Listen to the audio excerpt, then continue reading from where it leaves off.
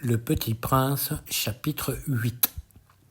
J'appris bien vite à mieux connaître cette fleur. Il y avait toujours eu, sur la planète du Petit Prince, des fleurs très simples, ornées d'un seul rang de pétales et qui ne tenaient point de place et qui ne dérangeaient personne. Elles apparaissaient un matin dans l'herbe, et puis elles s'éteignaient le soir.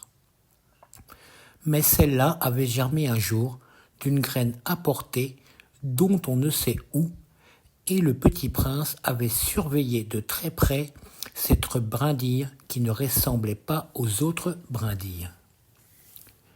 Ça pouvait être un nouveau genre de baobab.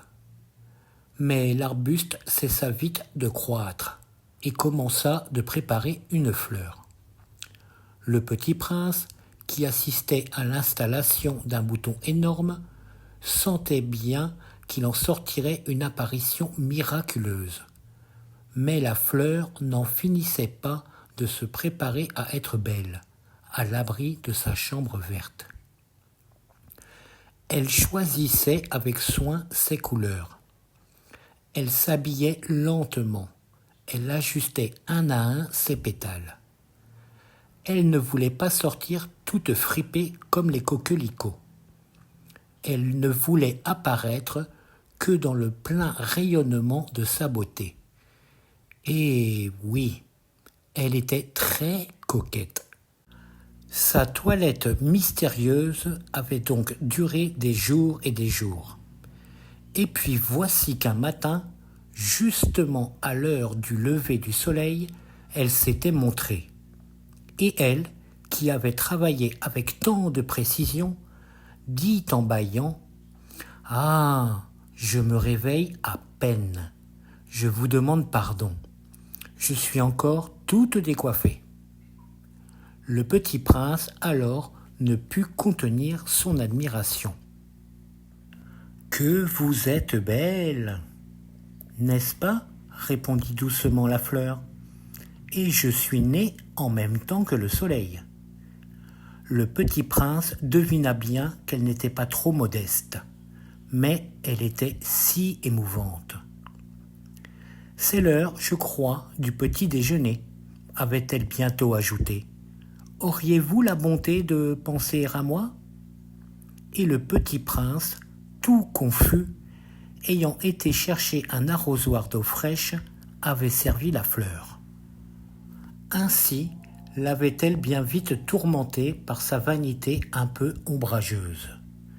Un jour, par exemple, parlant de ses 4 épines, elle avait dit au Petit Prince « Ils peuvent venir, les tigres, avec leurs griffes. » « Il n'y a pas de tigres sur ma planète, » avait objecté le Petit Prince. « Et puis les tigres ne mangent pas l'herbe. »« Je ne suis pas une herbe, » avait doucement répondu la fleur. « Pardonnez-moi.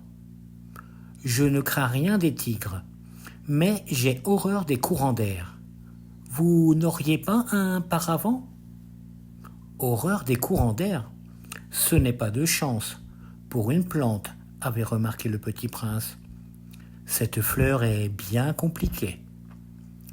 Le soir, vous me mettez sous globe.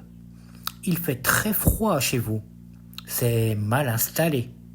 Là, d'où je viens, mais elle s'était interrompue. Elle était venue sous forme de graine. Elle n'avait rien pu connaître des autres mondes. Humiliée de s'être laissée surprendre à préparer un mensonge aussi naïf, elle avait toussé 2 ou 3 fois pour mettre le Petit Prince dans son tort. Ce paravent, j'allais le chercher, mais vous me parliez.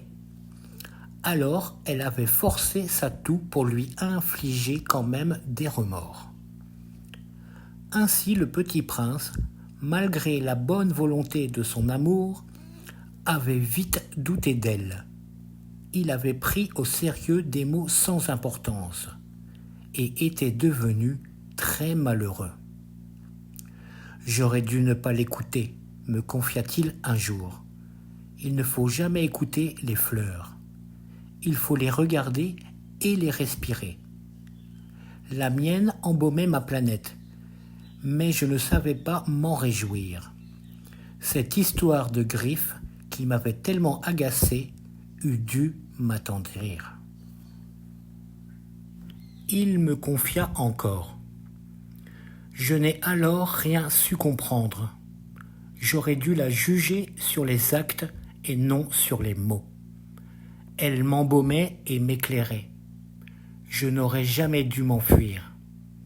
J'aurais dû deviner sa tendresse derrière ses pauvres ruses. Les fleurs sont si contradictoires. Mais j'étais trop jeune pour savoir l'aimer.